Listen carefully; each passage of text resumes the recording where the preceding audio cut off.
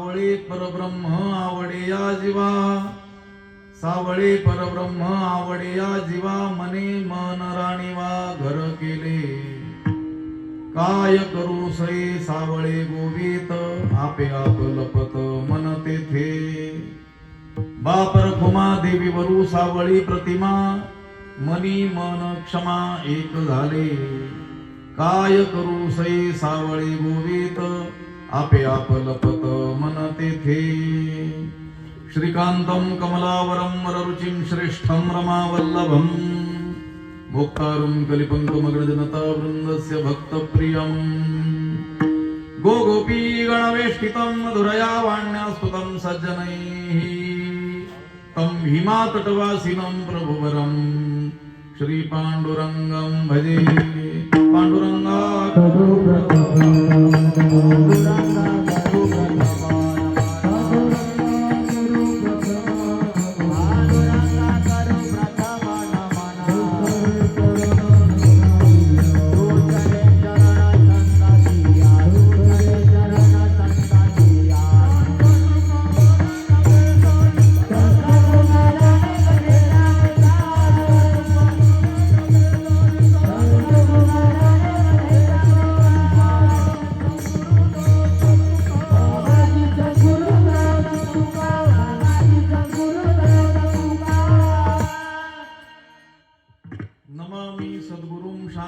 सच्चिदानंद विग्रहं पूर्ण ब्रह्म परानंद मीशमानंदी वल्लभं,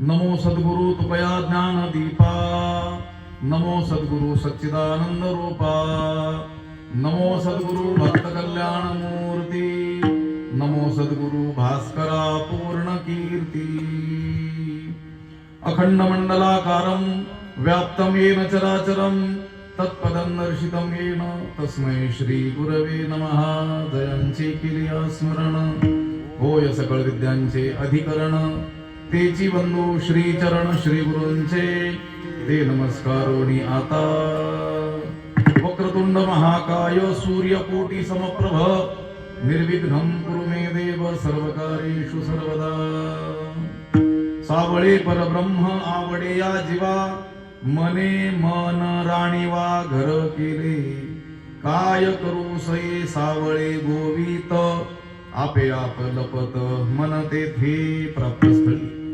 कीर्तन रूपी सेवेकरिता उपस्थित केलेला हा अभंग संत श्रेष्ठ ज्ञानराज माऊलींचा विरहिणी या प्रकरणातील 3 चरणांचा असून या अभंगद्वारे ज्ञानोबारायांनी जो ज्ञानी पुरुष आहे, जो महात्मा आहे, जे संत लोक आहेत, त्यांना नेमकं काय आवडतं ते या अभंगात सांगितलं. विठ्ठल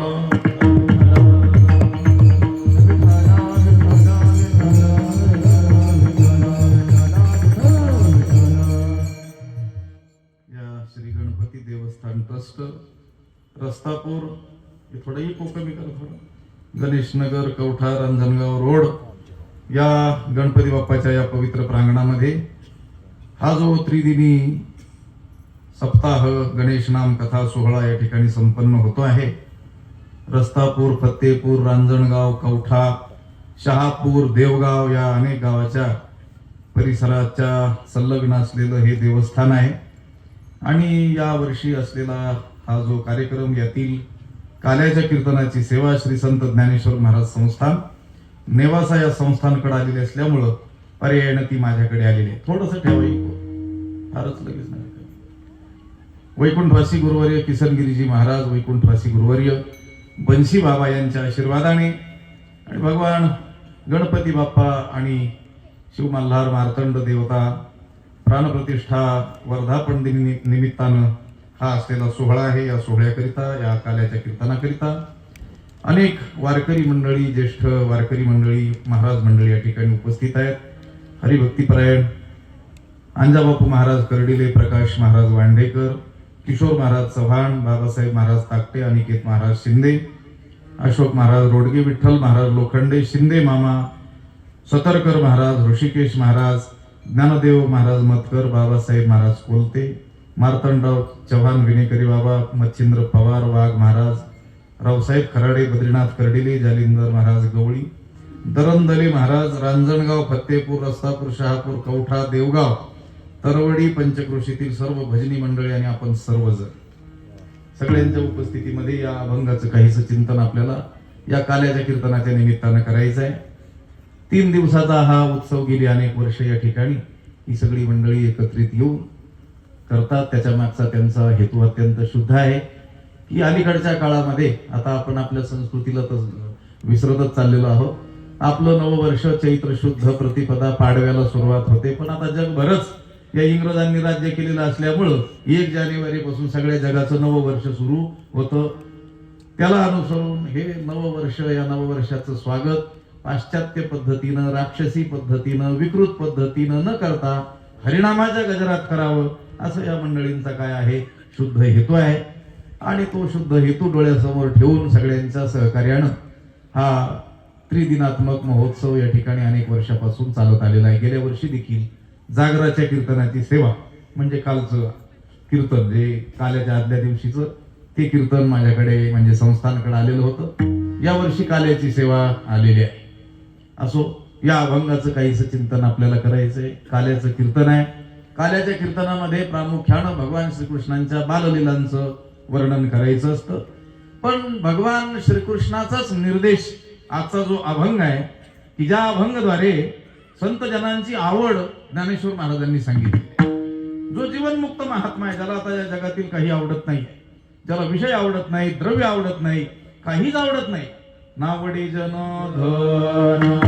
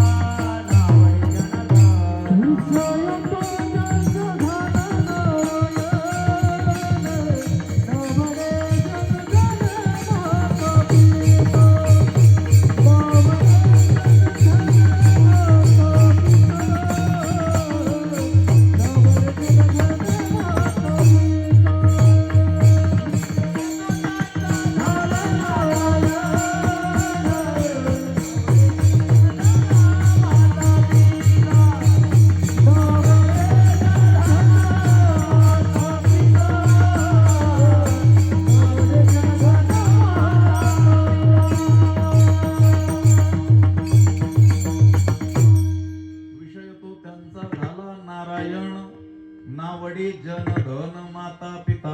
जगद्गुरु तुकाराम महाराजांनी या चरणामध्ये ज्या महात्म्यांचं वर्णन केलेलं आहे की ज्यांचा विषयच नारायण होऊन गेलेला आहे, त्यांना त्या देवाशिवाय दुसरं काहीच सुचत नाही आहे. विषय एक विषय तो सकळांचा हरी, त्यांचा विषयच नारायण झालेला आहे.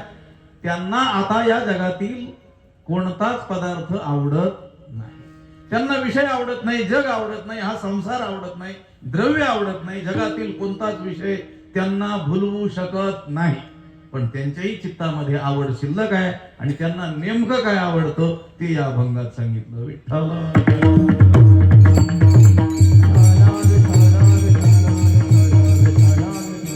ज्यांना संसार आवडतो त्यांचा विचार करायला ज्ञानेश्वर महाराज काही मोकळे नाही. आणि त्यांचा विचार करून काही लाभही नाही. त्यांना झाला नाही, आपल्याला काय टोमल्याच नाही.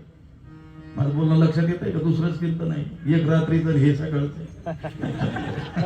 आता रात्रीचं तुमच्या लक्षात आलंय की नाही हे कळायला मला मार्ग नाही, रात्र असते अंधारामुळे. पण हे कीर्तन कितपत कळतं हे सगळ्यात मला लक्षात येऊ शकतं. असो, ज्या महापुरुषांना या जगातील कोणताच पदार्थ आवडत नाही पण त्यांना सुद्धा काय आवडतं ते या अभंगात सांगतात. विठ्ठल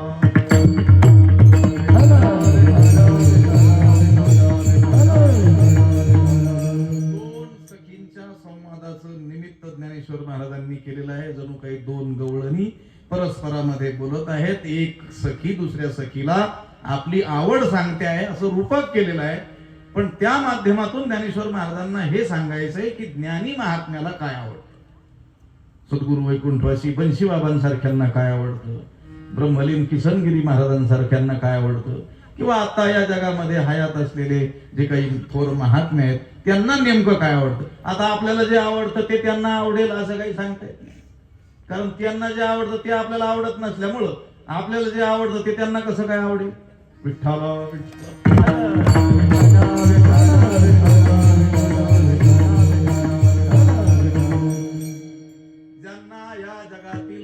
कुठलाही विषय आकर्षित करू शकत नाही, पण त्यांचं सुद्धा चित्त देवाच्या ज्या स्वरूपानं ज्या रूपानं आकर्षित केलं ते रूप आम्हाला आवडतं असं संत सांगतात. विठ्ठल या जगातील लोकांचे दोन गट जर आपण केले, देव आवडणारे लोक आणि संसार आवडणारे लोक, तर संसार आवडणाऱ्या लोकांची संख्या अधिकच आहे. हे तर उघडच आहे.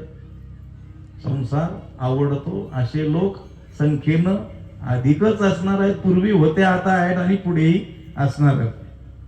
पण किती टक्के लोकांना देव आवडतो, किती टक्के लोकांना संसार आवडतो असं टक्केवारीत सुद्धा सांगता येणं शक्य नाही. एवढा कमी लोकांना देव आवडतो. ठीक आहे, असं काही म्हणता येत नाही की बाबा 100 लोकांतील 99% लोकांना संसार आवडतो, जग आवडतं, विषय आवडतो आणि 1% लोकांना 100 एका माणसाला देव आवडतो असं देखील सांगता येणार. कारण त्याला पुरावा आहे. भगवान श्रीकृष्णानं तर अर्जुनाला सांगताना सांगितलं 5,500 वर्षापूर्वी किती लोकांना देव आवडतो. मनुष्याणाम सहस्रेषु कश्चित् यतति सिद्धये यततामपि सिद्धानाम कश्चिन् मां वेत्ति तत्त्वतः. हजारात 1000 एक माणूस असा असतो जो देव प्राप्तीचा प्रयत्न करतो. का प्रयत्न करतो? कारण त्याला देव आवडतो. त्याला संसार आवडत नाही. संसाराचं मिथ्यात्व त्याने जाणलेलं आहे. संसाराचं अंतरंग स्वरूप त्यानं जाणलेलं आहे. आणि देव खरा आहे, जगत मिथ्या आहे हे जाणल्यामुळं तो खरा असलेला देव मिळवण्याकरिता तो प्रयत्न करतो. म्हणजे 1000 एकाला देव आवडतो असं देवानं सांगितलं. किती वर्षापूर्वी? 5,500 वर्षापूर्वी. त्यानंतर दीर्घ काळानंतर ज्ञानोबा ज्या वेळेस भाष्य करायला बसले या श्लोकावरती, गीतेवरती, नेवासेला पैसखांब मंदिरामध्ये ज्ञानेश्वरी सांगायला बसले, त्यावेळेस ज्ञानोबांनी विचार केला, देवाच्या काळामध्ये एका माणसाला देव आवडत होता, 999 लोकांना संसार आवडत होता. पण काळ बदलला. आता संसार आवडणारे लोक जास्त झाले, देव आवडणारे कमी झाले. म्हणून त्यावर भाष्य करताना ज्ञानोबांनी लिहिलं, तरी अस्थिच्या महापुरी रेगता ती कोटीवरी परिप्राप्तीच्या पहिलं तिरी विपायला निघे. ज्ञानोबा म्हणतात 1 कोटी लोकात एकाला देव आवडतो. 99,99,999 लोकांना संसार आवडतो आणि एका माणसाला देव आवडतो. आता हे ज्ञानोबा यांनी सांगितलेला सुद्धा 725 वर्ष होऊन गेले. विठ्ठल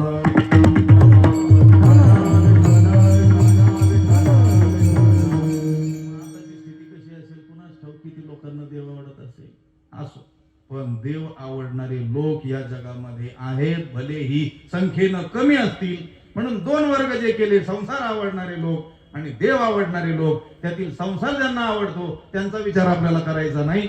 ज्यांना देव आवडतो त्यांना देवाचं नेमकं कोणतं रूप आवडतं ते या अभंगात सांगतात. विठ्ठल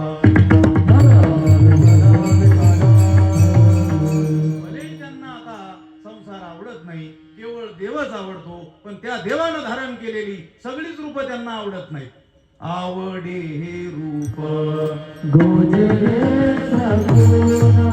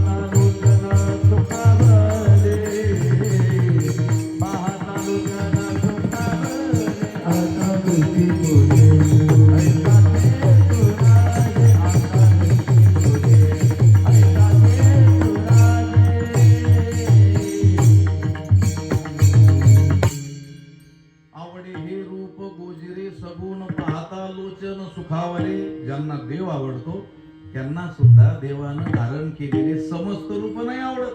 आता मत्स्य अवतार कोणाचा अवतार आहे? देवाचाच अवतार आहे, परब्रह्माचाच अवतार आहे. पण तो आवडतो असं म्हटलंय का? वराह अवतार कोणाचा अवतार आहे? त्या परब्रह्माचाच अवतार आहे. पण तो आवडतो असं म्हटलंय का? पाहता लोचन सुखावले, ज्याला पाहिल्यानंतर दृष्टीला आमच्या सुख होईल असं सगुण सावळ मनोहर रूप आम्हाला आवडतं. विठ्ठल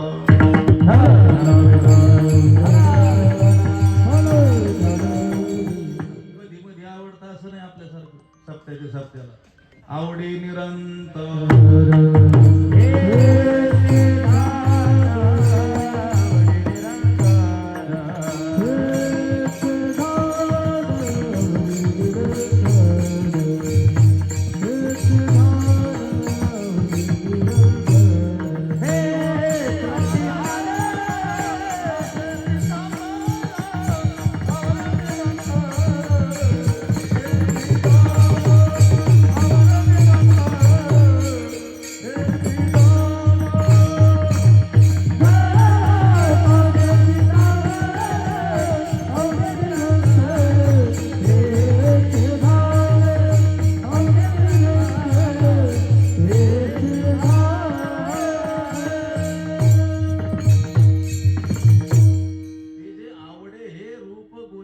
सगुण ते आम्हाला सतत आवडतं. तीच आमची अंतिम काय आहे, आवड आहे. त्याच्यावर आम्हाला दुसरं काहीच आवडत नाही. आवडे निरंतर हेची ध्यान सुंदर ते ध्यान उभे विटेवरी करकटावरी ठेवून या तुळशी हार गळा कासे पितांबर आवडे निरंतर हेची ध्यान मकर कुंडले तळपती श्रवणी कंठी कौस्तुभ मणी तुका म्हणे माझे हे नाही हेची आपलं हे हिन ते ही दोन्ही ते आपल्याकडे हे आवडतं ते आवडतं याचा अर्थ खरं काहीच आवडत नाही. विठ्ठल असं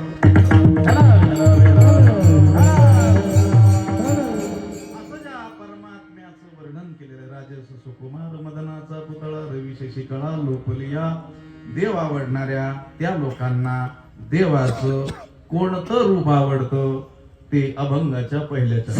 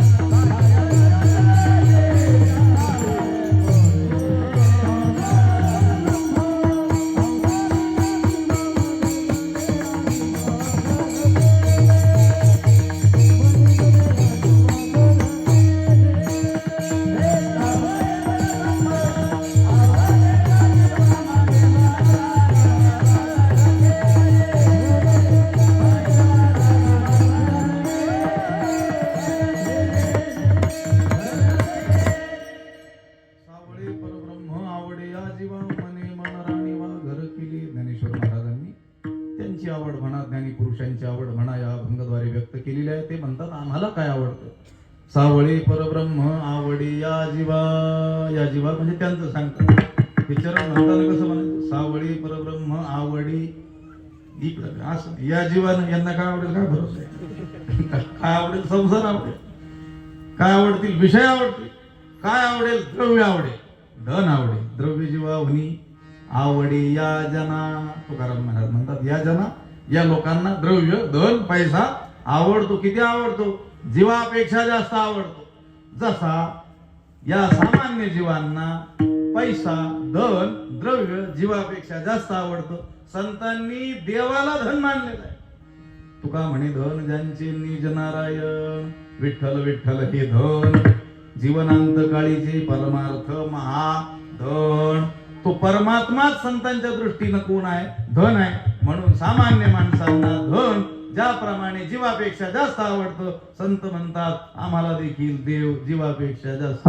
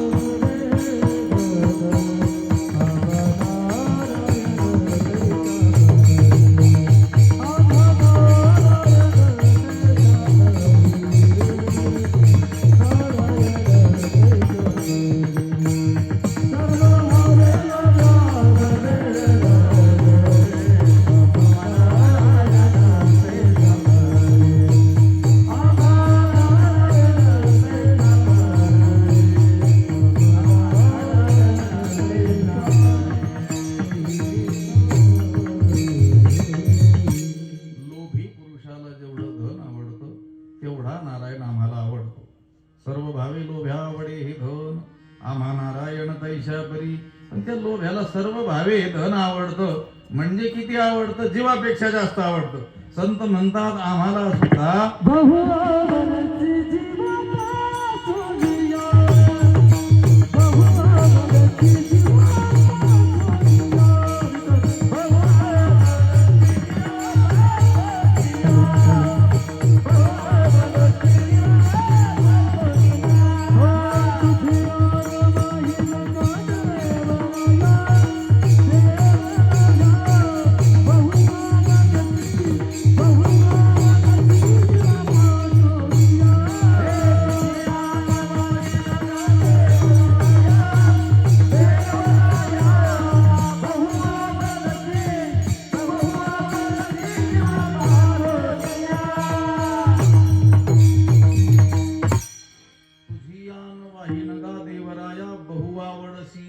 जीवापासून या संतांना, महापुरुषांना, ज्ञानी लोकांना तो देव जीवापेक्षा जास्त आवडतो. पण त्या देवाचं नेमकं कोणतं स्वरूप आवडतं? सावळे परब्रह्म आवडे या जीवा. संसार आवडत नाही हे नक्कीच आहे. विठले हे चित्त प्रपंचापासून, हे प्रपंच त्यांना अजिबात, प्रपंच तर आवडत नाही, प्रपंचाच्या गोष्टी सुद्धा आवडत नाहीत. विठ्ठल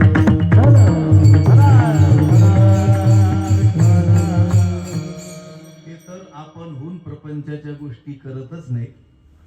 पण कुणी त्यांच्यापाशी प्रपंचाच्या गोष्टी केल्या तर ह्या गोष्टी माझ्याजवळ करू नका असं ते सांगतात. कोण? संत, खरे संत. विठ्ठला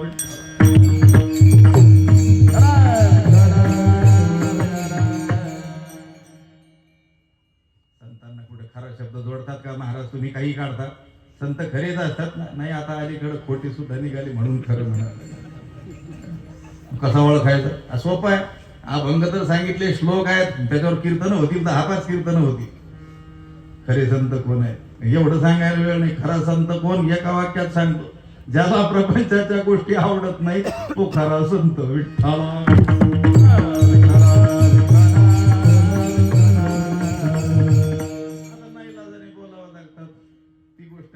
तुम्ही आमच्याकडे आले ना, आल्या सुरू केलं ज्ञानेश्वरीच्या 9व्या अध्यायात 3ऱ्या श्लोकाखाली ह्या विज्ञानोबरायनी हे सांगितलं. उठून जाताल तुम्ही. पण आल्या म्हणावं लागतं ऊस गेला की नाही. आता आम्हाला काय करायचं? आमचाच गेलाय की नाही पाहत नाहीत आम्ही. काही शेतात तर आम्ही 15-20 वर्षापासून केलो नाही. ह्या लोकांना विचारा. विठ्ठला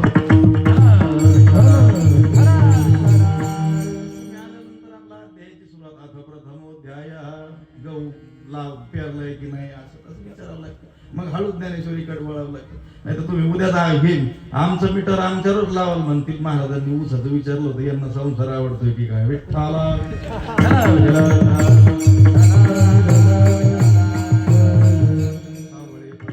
आवडी या जीवा. ते महात्मा म्हणतात, ज्ञानोबराय म्हणतात, त्या परब्रह्मानं धारण केलेलं सावळ सुंदर मनोहर गोमट रूप आम्हाला आवडतं. इथे 2 शब्दांचा प्रयोग आहे, सावळे आणि परब्रह्म. सावळा शब्द सुद्धा संतांच्या अतिशय आवडीचा आहे. मग तो सावळा सकंकणू बाहू पसरोणी दक्षिणू आलिंगीला स्वशरणू भक्तराजू. तो श्रीकृष्णानं अर्जुनाला आलिंगन दिलं असं न म्हणतात, ज्ञानोबराय काय म्हणतात, मग तो सावळा सकंकणू.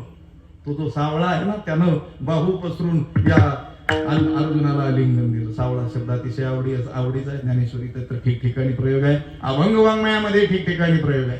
पण सावळा आणि परब्रह्म या शब्दांचा सुद्धा एकत्रित प्रयोग अनेक ठिकाणी आपल्याला आढळतो.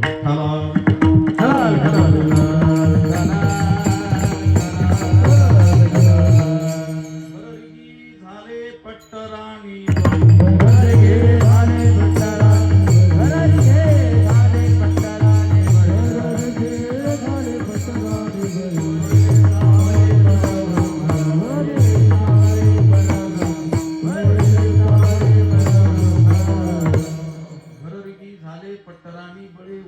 सावळे परब्रह्म.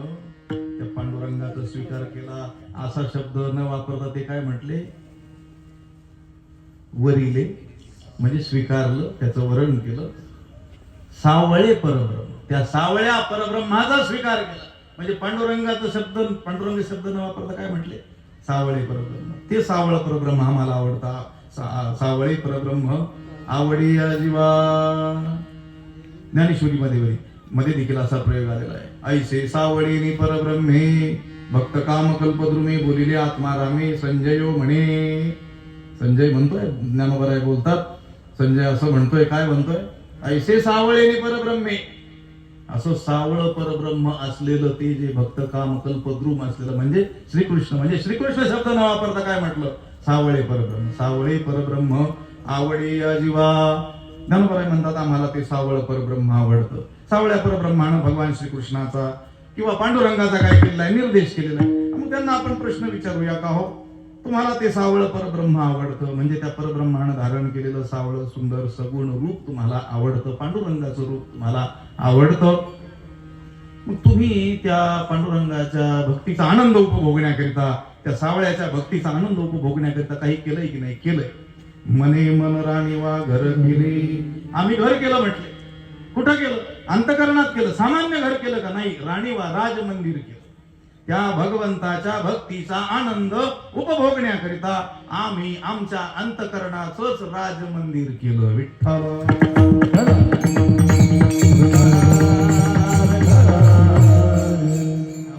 तुच्छ सामान्य जीवाचा सर्वनाश करणारे विषय उपभोगण्याकरिता सुद्धा घर लागत असेल तर मग त्या देवाच्या भक्तीचा आनंद उपभोगण्याकरिता घर नको का. लक्षात, गृह पाहिजे आवश्यक. नाथ महाराज म्हटले की नाही, गृहस्थी लोकांसाठी घर काय आहे आवश्यक. स्त्री हाती धरिता ते, आता मागचं पुढचं नाही म्हणायला पाहिजे, पण तुम्हाला वाटलं तेवढंच पाठ करणार आलं काय, म्हणून सगळी स्त्री हाती धरिता ते, वाढे प्रपंचाचे थोर दुःख, गृह पाहिजे आवश्यक, भोगार्थ देख स्त्रियेच्या विठ्ठला.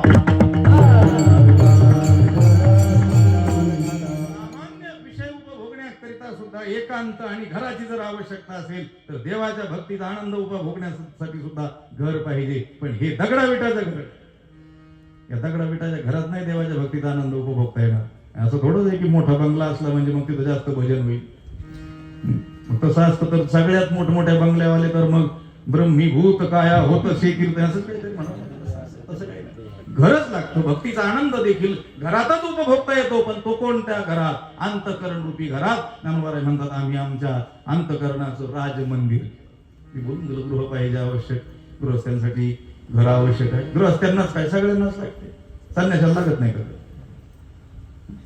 लेकरा बाळावाल्यांना घर लागतो आणि संन्याशाला लागत नाही, लागतं. फक्त त्याच्या घराला मठ म्हणतात एवढाच फरक आहे. आश्रम म्हणतात, मठ म्हणतात, किंवा फार झालं तर गोंडच नाव असतं. काय, बाबाजी की कुटिया, विठ्ठला.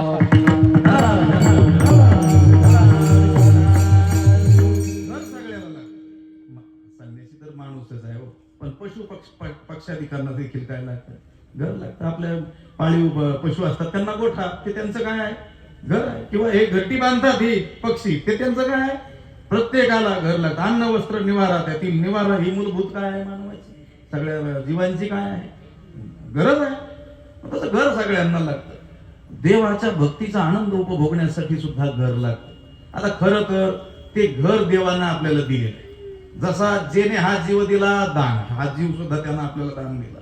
देवे दिला देह भजना गोमट, हा देह सुद्धा त्यानं आपल्याला दिला. दिले इंद्रिय हातपाय कान डोळे मुख बोलाया वचन, जेणे तू जोडसी नारायण नासे जीवपण भवरोग. हे इंद्रिय हातपाय कान बुद्धी सगळं आपल्याला दिलं. अगदी त्याच पद्धतीनं त्यानं अंतकरण सुद्धा आपल्याला दिलं. आणि ते अंतकरण काय म्हणून दिलं, घर म्हणूनच दिलं. कुणाला राहायला म्हणून दिलं, त्यानं त्या घरात येऊन राहावं म्हणून ते घर आपल्याकडे दिलं. पण आपल्याकडे दिलं सांभाळायला ना आपण त्याच्यात ठेवले भाडे करू. शहरामध्ये किंवा मोठमोठ्या ठिकाणी लोक श्रीमंत माणसं घरं बांधतात आणि ती सांभाळायला कोणाकडे ठेवतात, व्यवस्थापक लोक ठेवतात. कालांतरण काय होतं, ही माणसं त्याच्यावर काय करून कब्जा करतात. किंवा मोठमोठी माणसं शहराधिकामध्ये मोठ्या इमारती बांधतात आणि भाड्याने देतात. त्यांना राहायला काय एवढं लागत नसतं, बाकीचं भाड्याने देऊन टाकतात. भाडे करू त्याच्यात घुसतात आणि भाडे करू घरच खाली करत नाही. बांध यानं पैसे याचे, श्रम याची झाले. हा आयता भाडे करू येऊन राहिला खालीच करत नाही. लक्षात आलं, मग खूप हे करावी लागते, तडजोड करावी लागते, कोर्टात जावं लागतं, काही सेटलमेंट करून त्याला घराच्या बाहेर काढावं लागतं.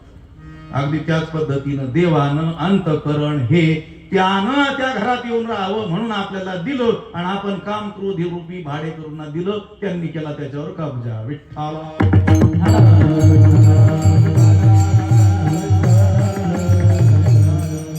त्यांना तिथून घातल्याशिवाय, बाहेर घातल्याशिवाय देव तिथे येणार नाही. घातली बाहेरी काम क्रोध वैरी बैसला अंतरी पांडुरंग. पण हे त्यांनी बाहेर घातले आणि त्यांच्या अंतकरणात देव येऊन राहिला.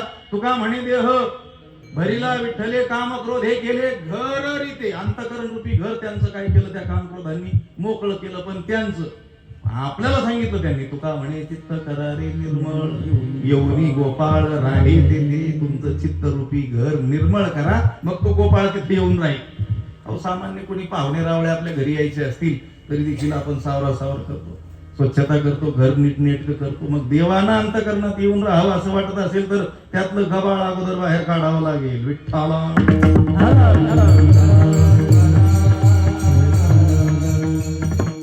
स्वच्छ बनवावं. साधू संतांनी त्यांचं अंतकरण इतकं निर्मळ बनवलं की त्या निर्मळ अंतकरणाला पाहून देवाला वाटतं इथंच जाऊन राहावं. तरी दयाचे चोखटे मानसी मी भोवणी असे क्षेत्र संन्यासी. दयाने गेल्या ते उपासी वैराग्य गा. ज्ञानवराय म्हणतात तरी दयाचे चोखटे मानसी. त्याचं चोखट शुद्ध असलेलं मानस म्हणजे अंतकरण बघून देवाला वाटतं तिथं जाऊन राहावं, क्षेत्र संन्यास घ्यावा. संन्यासाचे जे प्रकार आहेत त्याच्यात क्षेत्र संन्यास नावाचा प्रकार आहे. तो प्रकार असा आहे की त्या संन्यासाने त्या क्षेत्राचा त्यागच करायचा नाही. जेव्हा या देहातून प्राण निघून जाईल तेव्हा हा देह बाहेर नेला तर नेला, पण जिवंत असताना ते क्षेत्र सोडायचंच नाही. म्हणजे तिथंच काय करायचं, यावं आयुष्य वास्तव्य करायचं. देवाला वाटतं त्या संतांचं निर्मळ अंतकरण बघून तिथं जाऊन काय करावं, क्षेत्र संन्यास घ्यावा, तिथून बाहेर जाऊच नाही. म्हणजे संतांचं अंतकरण रूपी शुद्ध घर बघून देवाला वाटतं इथं जाऊन राहावं. शब्दाकडे लक्ष द्या. त्यांचं अंतकरण बघून देवाला वाटतं इथं जाऊन राहावं. आणि आपलं पाहिलं शब्द काय आहे, देवाला वाटतं यांच्या अंतकरणातून जाऊच नाही, इथून जाऊच नाही. आणि आपलं पाहिलं की इथं विठ्ठला.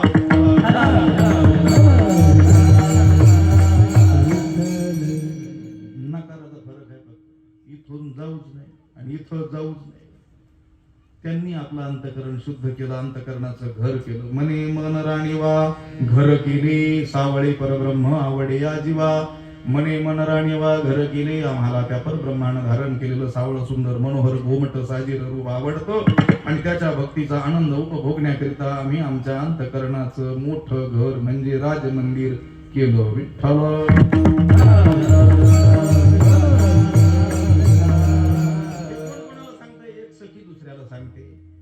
म्हणजे कोण कोणाला सांगते, एक महात्मा दुसऱ्याला सांगते, संत पुरुष दुसऱ्याला सांगतायत. ज्ञानी महात्मा जो बोध संपन्न आहे तो दुसऱ्याला सांगतोय. त्यावेळेस ऐकणारा काय म्हणतोय, प्रश्न करतोय, का हो तुम्ही जन्मोजन्मी साधना केली, तुम्हीच सांगता जन्मोजन्मी आम्ही बहुपुण्य केले, तेव्हा या विठ्ठले कृपा केली. अनंत जन्म तुम्ही भक्ती केलेली असल्यामुळे या बोधाला तुम्ही पोहोचलेले आहात. आता तुम्हाला भक्ती करण्याची गरज नाही. हरीची दासा हरी ही दिशा. सर्वत्र हरी दर्शन ज्याला होत आहे, जे जे दृष्टी दिसे ते ते हरी रूप. आता त्याच्यासाठी पूजा ध्यान जप त्याशी नाही.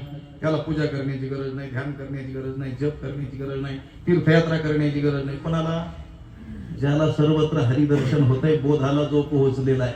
कारण तो जे करील तीच तो करी ती तुली पूजा. तो कल्पितो जपू माझा, तो निजे तेची कपी ध्वजा समाधी माझी. तो झोपला तर ती समाधी आहे, तो फिरला तर ती देवाला प्रदक्षिण आहे. तो जे बोलेल तेच काय आहे, भजन आहे. त्याला आपल्यासारखं वेगळं भजन करण्याची गरज नाही. कोणाला, ज्ञानी महात्म्याला. म्हणून तो प्रश्न करणारा त्या ज्ञानी पुरुषांना विचारतो, अहो आमच्या सामान्यांसारखी भक्ती करण्याची तुम्हाला आता गरज नाही, शास्त्र तुम्हाला आज्ञा करत नाही. तुम्ही आज्ञेच्या देखील आता पलीकडे पोहोचलेला आहात, भगवत स्वरूप होऊन गेलेला आहात. अनंत जन्म तुम्ही भक्ती केलेली आहे. मग पुन्हा आज्ञाण्यासारखं असे भक्तीचे उद्गार तुम्ही कसे बरा काढता की देवाचं हे स्वरूप मला आवडतं आणि त्याच्या भक्तीचा आनंद उपभोगण्याकरिता मी अमुक अमुक घर केलं, असं तुम्हाला बोलणं शोभतं का? त्यावेळेस तो ज्ञानी महात्मा उत्तर देताना म्हणतोय, तू बोलतोस ते सगळं मला कळतं. मला आता अज्ञानासारखी भक्ती करण्याची अजिबात गरज राहिलेली नाही. हे सगळं खरं आहे. पण त्या परमात्म्यानं, त्या परब्रह्मानं हे सावळं सुंदर रूप इतकं आकर्षक धारण केलेलं आहे की माझा त्यामध्ये इलाज नाही. माझं मन त्याच्याकडे आपोआप ओढतं, त्याच्यात माझा काहीच इलाज नाही. काय करू?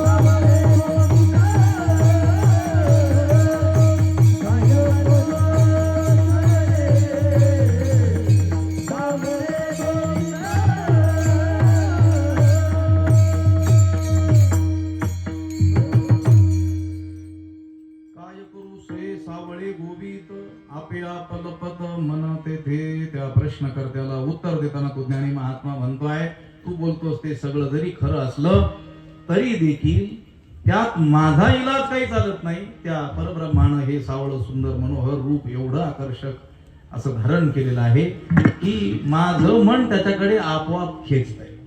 काय करू सई सई म्हणजे हे सखे, दोन सखी एकमेकांशी बोलत आहेत एकमेकांशी. हे निमित्त केलेलं आहे ज्ञानोबरायांनी या संवादाचं. काय करू सई सावळे गोवित, गोविंद नाही गोवित. गोवित शब्दाचा अर्थ आहे गोतय, गुंतवतय, गुरफटवून टाकतय, त्याच्यामध्ये मला काय करतंय गुंतवतय. हे सावळं जे आहे म्हणजे परब्रह्मानं धारण केलेलं हे सावळं सुंदर रूप जे आहे ते मला त्याच्यामध्ये काय करतंय गुंतवून टाकतंय. माझा इलाज त्याच्यामध्ये नाही आहे. आता माझी इच्छा नसली तरी देखील माझं मन त्याच्याकडे आपोआप काय होत आहे, आपल्या पलपत मन तेथे. आता आपल्या सामान्य माणसाचं मन देवाकडे लागत नाही, ते संसाराकडे पळतं. आपलं तर लागतच नाही, पण जे साधक आहे लावण्याचा प्रयत्न करतात त्यांचं देखील आपोआप लागत नाही. त्यांना देवाला विनंती करावी लागते, देवा माझे मन लागो तुझे चरणी, संसार व्यसनी पडो निधी, किंवा माझे चित्त तुझे पायी राहे ऐसे करी काही. हे देवा तूच असं काहीतरी कर, माझं चित्त तुझ्या पायी राहिलं पाहिजे. ही स्थिती कोणाची, साधकाची.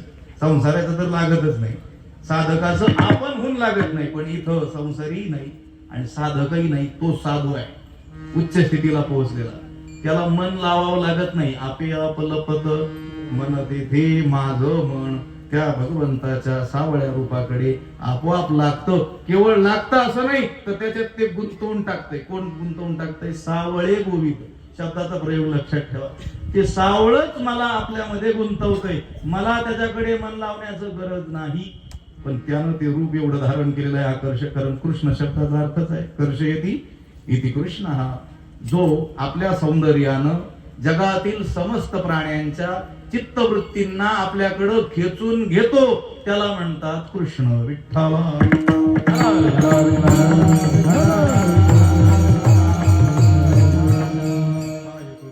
सावळी गोवित आपया पलपत मन तेथे. या अभंगामध्ये सावळे परब्रह्म या शब्दाने आणि सावळे गोवित यातील सावळे शब्दानं भगवान श्रीकृष्णाचा निर्देश केलेला आहे.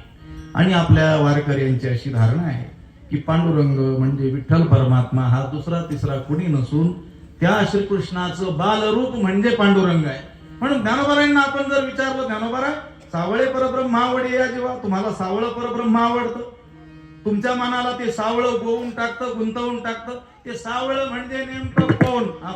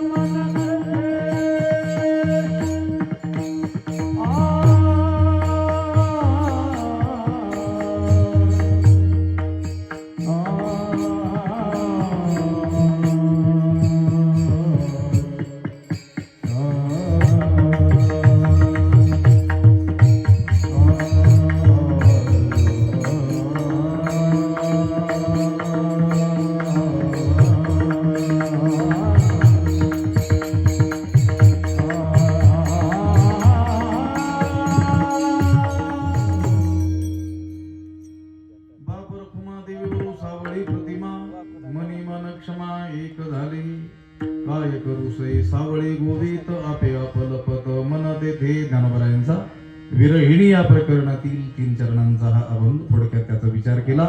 पण मी बोलून गेलो त्याप्रमाणे सावळे परब्रह्म आणि सावळे गोवित यातील सावळे पदानं भगवान श्रीकृष्णाच्या रूपाचा काय केलेला आहे, निर्देश केलेला आहे. त्या भगवान श्रीकृष्णांच्या बालचरित्राचा भाग आजच्या दिवशी उच्चारावा असा काय आहे, संकेत आहे. जरी भगवंत अवताराला आल्यापासून निजधामाला जाईपर्यंत त्यानं जे काही केलं त्या सगळ्यांनाच लीला असं म्हणतात, त्या सगळ्यांनाच चरित्र असं म्हणतात. आणि त्या सगळ्या लीला सगळं चरित्र उच्चारणीय जरी असलं, श्रवणीय जरी असलं, मननीय चिंतनीय जरी असलं तरी आजच्या दिवशी मात्र त्या समग्र चरित्राचा उच्चार करायचा नाही आहे. चरित्र ते उच्चार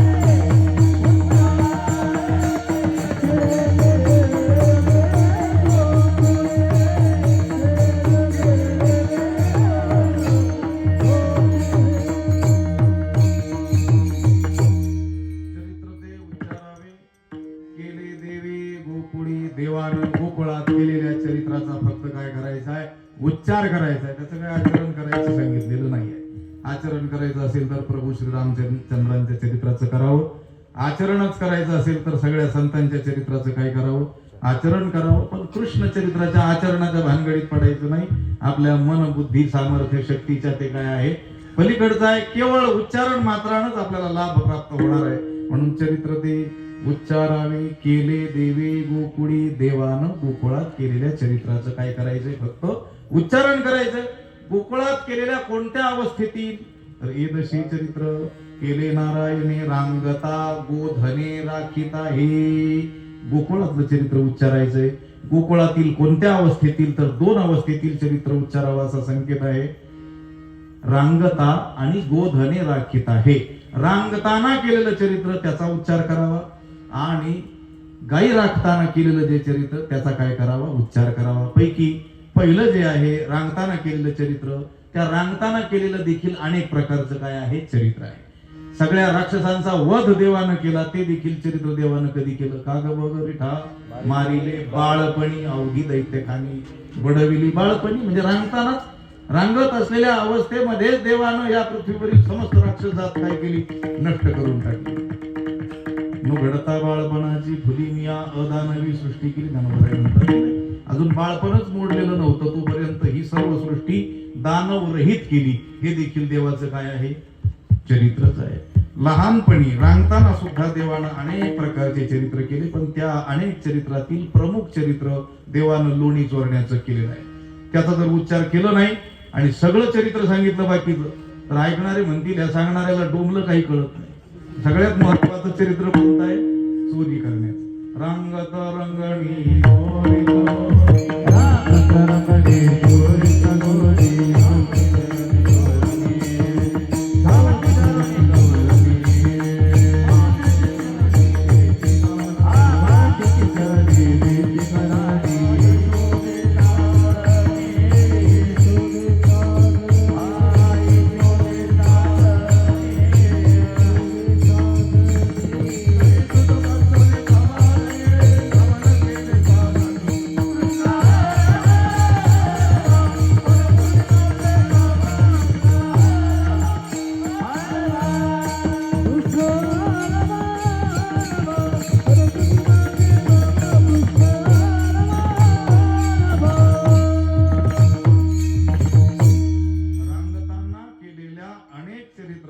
महत्वाचं जे चरित्र आहे ते म्हणजे लोणी चोरण्याचं. रांगत रंगणी चोरीत लोणी, देवानं रांगत्या अवस्थेमध्ये लोणी चोरलं आणि ही देखील काय झाली, लीला झाली. याला देखील काय म्हणतात, चरित्र म्हणतात. आपलं आणि देवाचं उलट आहे. आपण चोरी केली तर ते म्हणतात याचं चरित्र खराब आहे म्हणतात, आणि त्यानं लोणी चोरलं तर त्याचं चरित्र झालं. त्याचं चिंतन केलं तर आपण मुक्त होऊ. म्हणजे दिव्य आहे. जन्म कर्मच मे दिव्यम एवं यो वेति तत्वतः त्यक्त्वा देहम पुनर्जन्म नैति मामेति सूर्जुन. भगवंतानं सांगितलं मे जन्म म्हणजे माझे जन्म, दिव्य जन्म म्हणजे माझा अवताराला येणं, आणि मे दिव्य कर्म माझे दिव्य कर्म म्हणजे माझे चरित्र, माझ्या लीला ह्या जो यथार्थ रीतीनं जाणतो तो देह त्यागल्यानंतर पुन्हा जन्माला येत नाही. त्या नाही मागुता जन्म घेणे कुठं जातो, माम येते मलाच येऊन प्राप्त होतो. म्हणजे हे देवाच्या चरित्राच्या उच्चारणाचं काय आहे, फळ आहे. देवानं रांगताना काय केली, चोरी केली, लोण्याची चोरी केली. बरं आता देवाच्या घरी काही कमी होतं का, म्हणून देवाच्या घरी कमी होती म्हणून देवानं चोरी केली असं आपण मानलं असतं. देवाच्या घरी काही कमी होतं का, कमी नव्हतं. बरं असा काही नियमही नाही म्हणजे कोणता, ज्याच्या घरी कमी असतं तेच चोरी करत असतात. कळलं तर बरं होईल. असा काही नियम आहे का, ज्याच्या घरी कमी असतं तेच चोरी करत असतात. उलट जगातले सगळे मोठे मोठे चोर जर धरून आणले तर घरी भरपूर असले, मला वाटतं त्यांनी एवढंच कीर्तन ऐकलं असं, देवाच्या घरी खूप लोणी होतं तरी त्यांनी चोरी केली, मग आपण थोडी केली तर काय हरकत आहे. विठ्ठल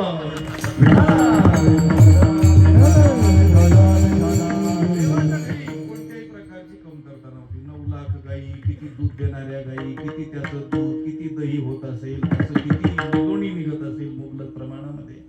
इथे नवनीताचे पूर, ती मुलं सांगतात की नाही, तुझी संगती झाली आमची निश्चिंती, नाही देखील ते मिळे भोग सुखाचे सोहळे घरी.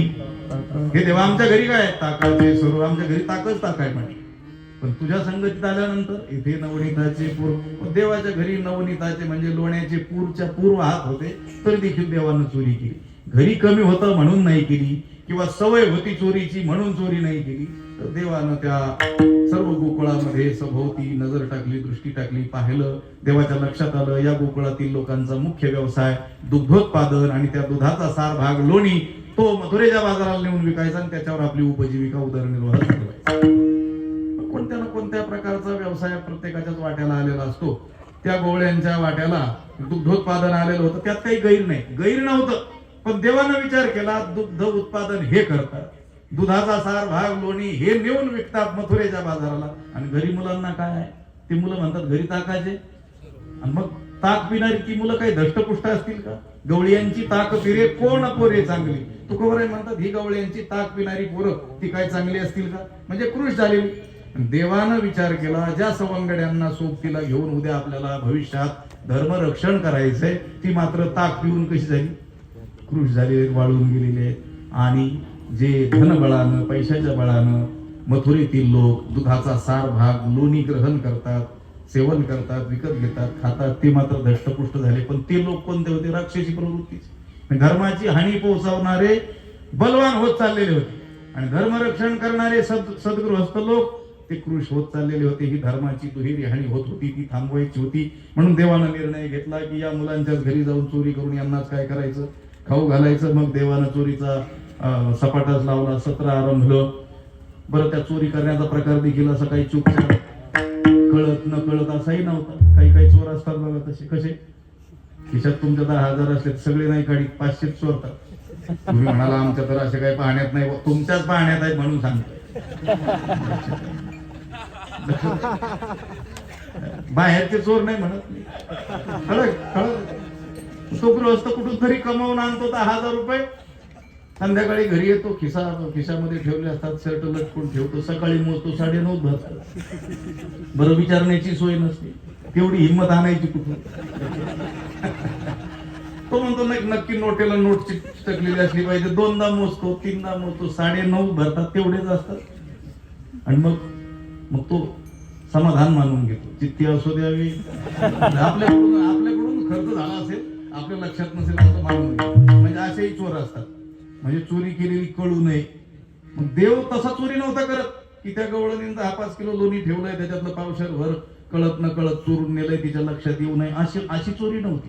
पाहती गवळणी तवती पालथी दुधानी, लक्षात आलं का? खायचं, वानरांना खाऊ घालायचं, सवंगड्यांना खाऊ घालायचं, ती मडकी काय करायची, फोडून टाकायची, नासधूस करायचं. मग चोरी उघड व्हायला वेळ कशी काय लागणार? मग चोरीचं सत्र उघड होऊ लागलं. त्या गवळणींनी विचार केला, आपली मुलं तर असं करत नव्हती, आपण दिलेलं ताक निमूटपणे पिणारी आपली मुलं आता मात्र चोऱ्याच करायला लागली. कोणीतरी यांना गुरु भेटलेला असला पाहिजे, कोणीतरी गावातलं सामील असलं पाहिजे. विचारांची त्यांच्या लक्षात आलं की देवाच्या नादानच ही सगळी मुलं काय झाली आहेत, बिघडलेली आहेत. म्हणून देवाच्या आईकडे, यशोदेकडे ती एक एक गवळण येऊन तक्रार करू लागली. गवळणी सांगत येईल, प्रत्येक गवळण त्या यशोदेला काय करू लागली, तक्रार सांगू लागली. पण यशोदा काय ऐकण्याच्या मनस्थितीमध्ये नव्हती. त्यांच्या तक्रारी ऐकून घेण्याच्या ऐवजी हीच त्यांना भांडायला उठली. माझा कृष्णन तुझ्या घरी आला आणि कधी त्याने चोरी केली? माझ्या अंगणामधून माझ्या दृष्टीसमोरून तो बाजूला जातच नाही. 5 वर्षाची माझे बाळगी अंगणी माझ्या खेळी, कालटिकाची घेता आळगी, गोकुळच्या नारी बाळ सगुण गुणाचे ताने, बाळ दिसते उजिरवाणे, काय सांगता गारहाणे गी, गोकुळच्या नारी तुम्ही 12 घरच्या, तुम्ही ठाईच्या ओढाळा गे. त्यांनाच दुष्ण दिली. आता त्यांना देखील काही आपलं सामर्थ्य नव्हतं, तिच्याशी कसं वाटावं. गावाची मालकीन होती म्हणून हिरमुसलेपणानं त्या पाठीमागे आल्या, आपल्या गृहकार्यामध्ये मग्न झाल्या. देवाच्या चोरीचं सत्र वाढतच गेलं. एक दिवस यशोदेला खरोखर देवाच्या खोडकरपणाची काय आली, प्रचिती आली. तिच्या लक्षात आलं, आतापर्यंत गवळणींनी केलेल्या तक्रारी सगळ्या काय होत्या, खऱ्या होत्या. आपलाच मुलगा खोडकर होता. म्हणून तिनं कृष्णाला बोलावून घेतलं आणि ताकीद दिली, उद्या जाई राणा सवी घेऊन गोधना. सरळ सरळ सांगितलं, चाल सुद्धा म्हटली नाही यशोदा. लक्षात आलं म्हटली उशीर झालेला आहे, कुठं चालेल, वेळ घालता म्हणे. देवाला सांगितलं आता गावात अजिबात राहायचं नाही, उद्या रानात गाया घेऊन जायचं. देवाला सांगितलं आईला फार घाई दिसते, नाही तर ती एरवी चाल म्हणत असते. म्हणून देव देखील सवंगड्याकडे आले आणि त्यांना देखील चाल न म्हणताच सांगितलं, अरे तुम्ही गाया घेऊन सारे गोपाळ राणा दिला. सवंगड्यांनी विचार केला, देवानं घाईच सांगितलं दिसतंय. सगळी घरी गेले, आपापल्या गाया घेतल्या, शिदोऱ्या घेतल्या. देवासह गाया चारण्याच्या उद्देशानं वनामध्ये ते निघाले. वनात येऊन ठेपले, गाया चारायला सोडून दिल्या. त्या काळात आरक्षित गोचर भूमी, हजारो एकर क्षेत्र होतं, त्यामुळं गायीच्या पाठी राहण्याचं काही कारण नव्हतं. उर्वरित वेळेमध्ये देव त्या सवंगड्यासह खेळ खेळू लागले.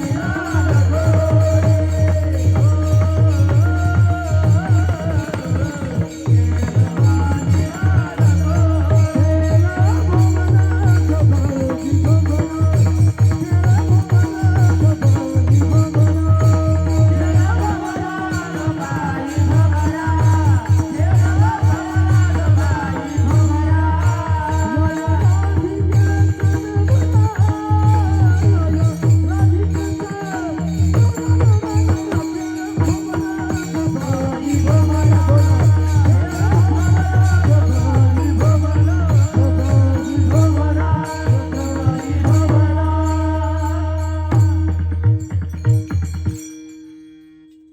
दांडू, चेंडू, लगोरी, नाना प्रकारचे मर्दानी खेळ त्या काळात प्रचलित असलेले भगवंत आपल्या सवंगड्याशी खेळलेले आहेत. पण कुठपर्यंत खेळणार? 12:30 वाजत आले ते खेळता खेळता झाले आता वेळ बनते अनाची दोऱ्या, झाली आता वेळ बनते अनाची दोऱ्या, झाली आता वेळ बनते अनाची दोऱ्या, झाली आता वेळ बनते अनाची दोऱ्या. कामगारो दिसकळ, आले आवाज गोपाळ, आले आवाज गोपाळ, झाली आता वेळ बनते अनाची दोऱ्या, झाली आता वेळ बनते अनाची दोऱ्या, झाली आता वेळ बनते अनाची दोऱ्या, झाली आता वेळ बनते अनाची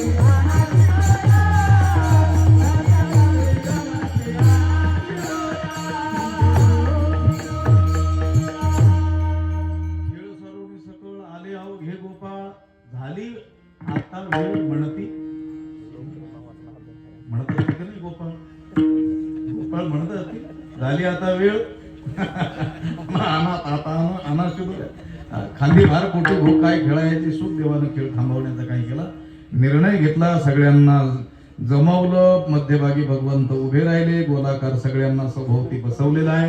त्यांनी घरून आणलेल्या शिदोऱ्या एकत्रित करून कालारूपी प्रसाद भगवंतांना हातामध्ये घेतलेला आहे आणि तो काला भगवंत त्या गोपाळांना वाटणार आहे. याचं चित्रण भगवान शुकाचार्यांनी एका श्लोकामध्ये केलेलं आहे. त्या श्लोकाचा मी उच्चार करील, त्यानंतर दहीहंडी काल्याचा अभंग होईल, नंतर निवेदक ज्याप्रमाणे सूचना देतील त्याप्रमाणे पुढचा कार्यक्रम होईल. थोड्या वेळ कोणी काही उठायचं नाही. उद्या तुम्ही कीर्तनाला या असं काही कोणी पुन्हा सूचना इथं देणार नाही. लक्षात आलं? एक थोड्या वेळात हे आरती वगैरे सगळे सोपस्कार पूर्ण पडून हा कार्यक्रम पूर्णतेस जाणार आहे. ठीक आहे, इंग्रजांच्या दृष्टीनं का होईना, पण सगळ्या जगभर हे नववर्ष आजपासून मानल्या जाते. त्या नव्या वर्षाची सुरुवात भगवन नामानं हरी कीर्तनानं आपली होते आहे. आपण भाग्यवान आहात. प्रस्तावना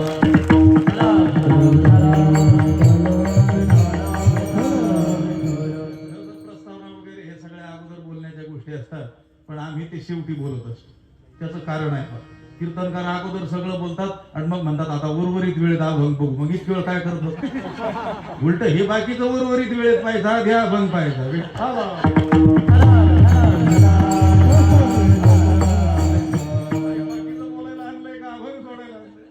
उर्वरित वेळेत बाकीचं बोलायचं. ते म्हणतात आता उर्वरित वेळेत अभंग पाहून 15 मिनिटं राहिलं, तर मग पाऊण तास काय केलं तू? या ठिकाणी या लोकांचं कौतुक करावं तेवढं थोडं. हा उद्देश, हा हेतू नजरेसमोर ठेवून या कार्यक्रमाचा आरंभ केलेला आहे. बऱ्याच ठिकाणी आम्ही जातो, त्या ठिकाणी अशीच सुविचारी माणसं आपल्याला आढळतात आणि त्यांनी गावामध्ये पूर्वापार चालत आलेला सप्ताह असताना सुद्धा पुन्हा या नववर्षाच्या पूर्वसंध्येपासून 2-3 दिवसाचा काय केला असतो कार्यक्रम केला असतो. मला वाटतं आपल्याकडे देखील कुणाकडे गाथा पारायण कुणाकडे तरी असतं. तेलकोडगावला असतं. तेलकोडगावला पण ह्या नववर्षाच्या निमित्तानंच ते काय करत असतात, गाथा पारायण. तरुण लोकांनी 20-25 वर्षापूर्वी तो उपक्रम काय केलेला आहे, सुरू केलेला आहे. या ठिकाणी देखील या लोकांचा उद्देश हाच आहे. आणि एक चांगला भाव मला स्फुरला की भगवान गणपतीचं मंदिर आहे. गणपती ही देवता विघ्ननाशक आहे. आपल्या वर्षाची सुरुवातच गणपती बाप्पाच्या आशीर्वादानं झालेली असल्यामुळं पूर्ण वर्ष आपलं निर्विघ्न जावं. विठ्ठल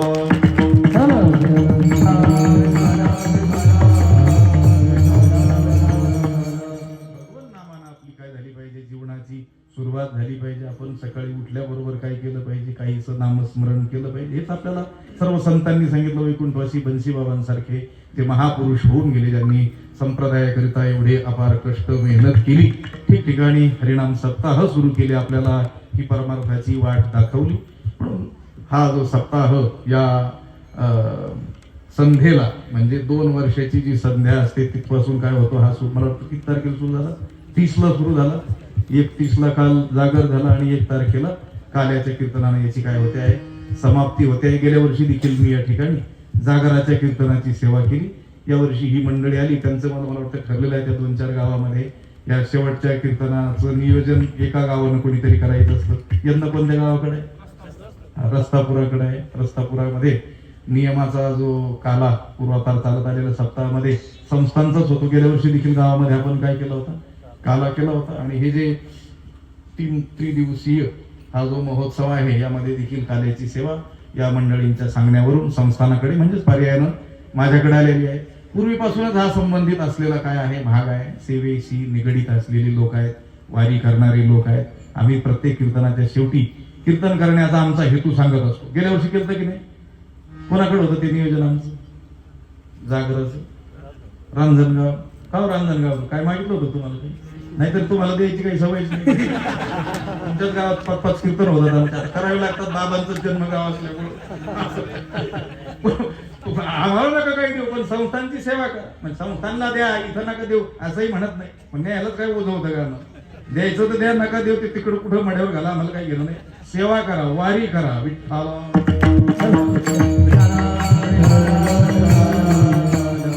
नाहीतर काही नमुने गाव असे भेटतात आम्हाला, ह्या वर्षाच्या 17 तारखेला आले का पुढच्याच वर्षाची गाठ घेतात. त्यांना देखील आम्ही सांगतो मग ह्या वर्षी जरा उशिरा आले, तारीख गेलेली आहे. विठ्ठला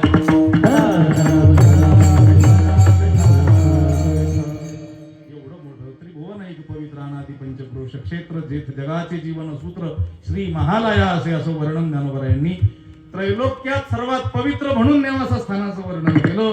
आणि त्या स्थानाची निवड ज्ञानेश्वरी सारखा अद्भुत ग्रंथ सांगण्याकरिता ज्ञानोबरायांनी केली. ते आपल्या अत्यंत जवळ असताना सुद्धा आपण जर त्यापासून वंचित राहू तर मग जन्मोजन्मीची दरिद्रीच म्हणावं लागेल की नाही. आम्ही तर काय रोज या म्हणतो काय तुम्हाला, महिन्याकाठी वद्यवारीला एकादशीला तिथं आलं पाहिजे, एवढा मात्र आमचा आग्रह काय असणार आहे, निश्चित आपल्या सर्वांकडे असणार आहे. नाहीतरी महिन्याभरातून कधीतरी तुमचं नेवाशाला येणं होतच की नाही, नाही वारीला येणं झालं, महिन्यातून एकदा येतात की नाही, कापड दुकानात, दवाखान्यात, कोर्टात तर यावंच लागतं. ती वारी चुकवून येते, हरी ती चुकतच नाही. आमचे एक स्नेही होते, वैकुंठवासी झाले आता, त्यांचे शेजारी होते, मोठे होते, काका म्हणायचो आम्ही त्यांना. खूप लोकांना मदत, चांगला सज्जन मनुष्य, पण सज्जन होता पण भांड कुदळा होता. त्यामुळे अनेक लोकांशी भांडणं. एकदा आषाढी वारीला मला फोन केला, मी तिकडे शिकायला होतो स्वामीजींकडं. काकांचा फोन आला, म्हटलं वारीलाच गेली ती काय पंढरपूरला, स्वामीजींकडून आम्हाला सुट्टी नसायची. ते म्हटले महाराज मी नगरला आलो. म्हटलं काका पंढरपूरला जायचं तर नगरला कशाला गेले, ते म्हणजे वारीला आलो. म्हटलं नगरला कोणती वारी, ते म्हणले कोर्टाची वारी. 4 तास झाले अजून नंबरच आहे ना. म्हटलं पंढरपूरला गेलते की नियमानं कधी, इथं मात्र वारी चुकवून येते, हरी चुकतच नाही. म्हटलं आम्ही काय म्हणतो, तुम्ही किराणा दुकानात या, कापड दुकानात या, दवाखान्यात या, कोर्टात या, पण आल्यानंतर कमीत कमी माऊलींचं दर्शन तर घेऊन जा. आम्हाला काय तुम्ही आल्यानंतर अशी काही माणसं मोजली जातात का, तेवढी माणसं आले म्हणजे तेवढे रुपये आमच्या नावावर पडतील, तर नावावर पडायला आमच्या बँकेत खातेही नाही कुठं. विठ्ठला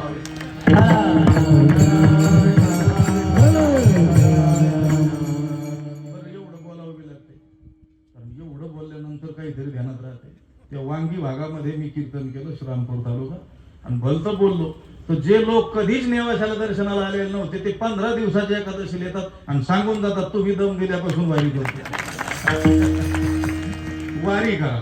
नाहीतरी सद्गुरू वैकुंठवासी बंशी बाबा सांगायचे, ते नेहमी वाक्य बोलायचे, ह्या जुन्या जाणत्या मंडळीतून आम्ही ऐकलेलं आहे. बाबा म्हणायचे ज्ञानेश्वर मंदिरावर प्रेम करा आणि ज्ञानेश्वरी वाचा, याच्यातच आपलं कल्याण आहे. उगीच कोणाच्या मंत्रतंत्राच्या, जादूटोण्याच्या, टाणाटोण्याच्या नादी लागू नका, त्याच्यात कल्याण नाही. कारण तुम्ही ज्यांच्याकडे टाणाटोणा करायला जातात ते आजारी पडल्यानंतर दवाखान्यात जात असतात. त्याच्यामुळे तुम्ही आजारी पडले का सरळ दवाखान्यात जा. आम्ही सुद्धा आजारी पडलो की दवाखान्यातच जात असतो. फक्त आपलं आत्मकल्याण व्हायचं असेल तर संतांची गाठ घ्या. मेहनती काही टाणाटोणा नामस्मरणा वाचुनी. अलीकडच्या काळात काय झालं, खरे संत मागे पडले, सत्य गेले भोळ्यावरी, असत्याची चाले थोरी. सद्गुरू वैकुंठवासी बंशी बाबांसारख्यांनी अपार कष्ट या संप्रदायाच्या उभारणी करता घेतली. ते मागे पडले आणि डिजिटल संत पुढे आले. विठ्ठल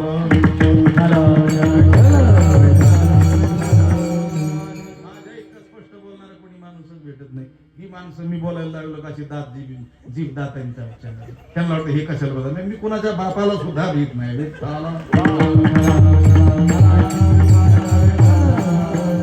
भीती कधी असती, जर हात पसरवायचा असता तर तुम्हाला चांगलंच म्हणावं लागलं असतं. लक्षात आलं का? गाढवाला काय म्हणावं लागतं म्हणते गोपाळ शेठ, पण आमचा स्वभाव उलटा, आम्ही गोपाळ शेठला कधी कधी गाढव म्हणतो. आता तो बंशी बाबांशी जुळतो स्वभाव, त्याला आम्ही काय करा. उघडट एखाद दिवशी नाही खवखवळ तर स्वप्नात येतील वंशे बाबा, कसं काय बोलला नाही कुणाला असं वारी करा एवढी आमची तुमच्याकडे काय आहे हात जोडून मागणी आहे. तुमचा उपक्रम अतिशय छान आहे, स्तुत्य आहे, धन्यवाद द्यावेत तेवढे थोडेच आहेत. कारण यामुळं तरी ती जी येणारी विकृती आहे तिला थांबवायला आपण काहीतरी प्रमाणात काय होऊ नक्की यशस्वी होई. सगळी जी तरुण मुलं सेवेच्या निमित्तानं का होईना या कार्यक्रमाला सहभागी होतात. हळूहळू हळूहळू हळूहळू ते सुद्धा पूर्ण वारकरी झाल्याशिवाय राहणार नाहीत. विठ्ठल